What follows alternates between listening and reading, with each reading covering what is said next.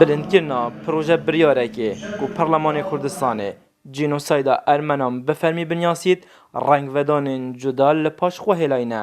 û ev şarezayê karûbarên Tirkiye jî bîra parlamenterên Kurdistanê li gefa Erdoganî ya berî çend rojan bû ser Obamayê diênît. وقتی رجب طیب اردوغانی گل فؤاد معصومی پرس کنفرانسی دا بشوازه که اکثر تهدید اوبامای کرد بر گود هگر او پی و جنوساید بکار اینته و امریکا هم زایم چپ نسبت ترکیه با چه ملت که کردان هر ما کردستان کنی که زیر هر شکا گله کمازنه نه پیتوی بتنه کو او درگه که تقریبا درگه که بتنه ادگل ترکیه مهی بود دنیای بلکو پیتوی پشتوانیا هر ولاتکی هر جهتکی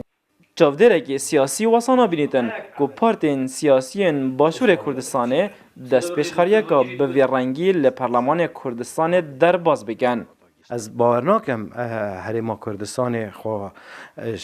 ji van bergerana bidit baş her û her gel Ermena da biye û ji vê dirê pê ve jî Herêma Kurdistanê hikûmeta Herêma Kurdistanê ekîdê helwîstê wê gel Ermena da bin sererayê Hindê ihtimal e zehmetî têde hebitin ev rûke tu pêşeng bî pêşqedem bît her karekê dijî dewletekî ev dewletê ku babêjin tehalûfa dijî Daeş dane yan jî ev dewletê rastexwe kartêkirinê vî şerî da hebin.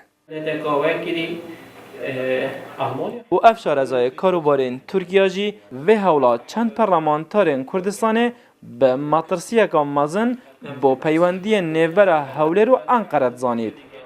Parlamenterekî Ermenî birêka çil îmzayên parlamenterên hemî fraksiyonên Parlemanê Kurdistanê proje biryarek arasteyî serokatiyê kiriye ji bo pesendkirinê ku têda hatiye xwestin Parleman jînosayda Ermenan bi fermî binasît.